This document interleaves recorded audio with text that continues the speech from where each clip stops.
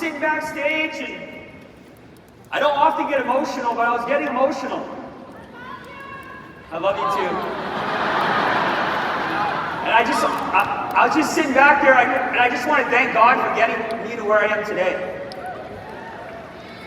See, every single one of you in this room, you've been through something. Everybody here has a story.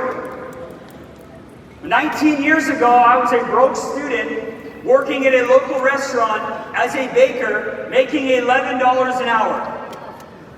And my angel, Susan Abraham, walked in to a coffee shop in Edmonton, Alberta, home of the near Stanley Cup champions. That was for Haro. And she changed my life. She changed my life forever. I want to thank my wife, Melissa, if we give her a little round of applause. She's the real MVP. She's the real MVP. We got 3 kids at home. It was a big day yesterday at the Holbrook household. My 8-year-old Anna was blowing up my phone. I thought the house was on fire. I thought it was over. I thought I was flying home, checking WestJet flights, and then she finally got to the point. She said, "Dad, I tied my shoes for the first time." It's unbelievable. And then she said, "Can you bring me home a teddy bear?" I was like, "Of course I'll bring you home a teddy bear. I'm your dad. You can ask me for anything." But I want to get real with you for a second. Can I get real with you? Here's the truth. If you're in this arena today, you're already in the top 20% of the company. 80% of the people couldn't even make their way here. But I want to remind you of something. A waterfall begins with only one drop of water.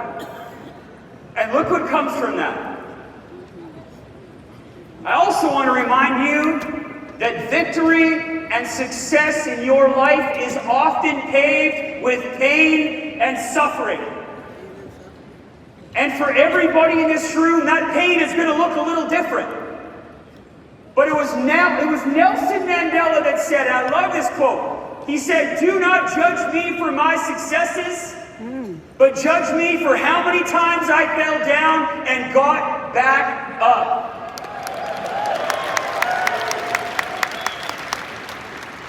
See, when I was 2 years old and I got diagnosed with a lifetime of challenges with Crohn's disease, I was being prepared to raise 2 kids with the same disease 30 years later.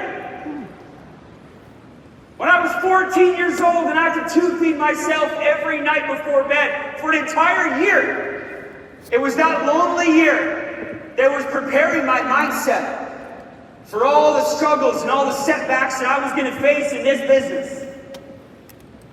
At 27 years old, only 4 years into this business, when they had to remove nearly 10 feet of my intestine, including my rectum and my colon, it was those challenges that was preparing me to be on stage here today to share with you this message. At the end of your life, I want to hear me on this, at the end of your life, the storybook of your life is not just going to be filled with chapters of successes and trophies, but it's mostly going to be filled with chapters of resilience. Of resilience. You don't climb life just peak to peak. Quite often you crawl from valley to valley to valley. The question is, who are we becoming through the process? What are you creating on the other side of that pain? See, some of you in this arena, you came here and you don't really think you can win here. You don't believe yourself. Because you grew up on the wrong side of the tracks, or you've been divorced, or you've been here too long and you haven't made enough money yet, or you showed up here with no money in your bank account. Or maybe some of you had a few teammates that quit. Maybe some of you, your entire team just quit. But to that I say, so what? So what? Why would you attach yourself to that? Why would you attach meaning to that? See, you were anointed by the King of Kings to do great things with your life. God didn't create you to struggle through eternity. But it's up to you to pull yourself out. It's up to you to get yourself going, to get that momentum going. Because nobody's coming to do it for you. It's up to you. It's up to you. And I don't know about you, but I'm always looking for a reason to lean in. I'm always looking for a reason to believe more and get more fired up and more inspired and write the next chapter of my life. How about you? But these moments, you guys, these moments, they don't come to people that are unprepared. They don't come to people that are distracted. You gotta seek them. You gotta get after them. See all the energy, all the momentum, all the winning, all the growth.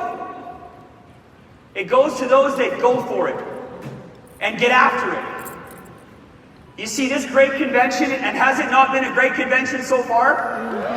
See this great convention, yes, it's an opportunity for you to leverage some momentum in your business and bottle it up and go home and be fired up. But you know what? So is every single day that you get to wake up. See, every morning that you are blessed to wake up is a new 24 hours where you get to decide, where you get to go to work, where you get to work on your vision, where you get to choose winning, because winning is a choice. And success is a choice. And coming back next year and walking on stage during the gala is a choice that you have to make right now. Because when you get home and adversity hits, you got to choose on Monday. You have to choose on Tuesday. Week in, week out. Month in, month out. And next year, 12 months from now, God willing, you're back in this arena. And the choices that you made throughout the year will determine the condition that you are in when you are back here. And I want to end on this.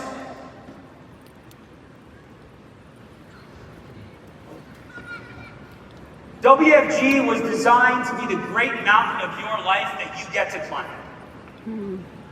You get to climb this mountain all the way to the top of your life. But what do you want? What do you desire? What do you really want out of your life? You better figure it out, because you better get busy growing or you might get busy dying. But I know you, and I know you seek growth. Because I do too. So why not seek it here? Why not seek it now? Join me. Join us as we win as one. God bless you. Thank you.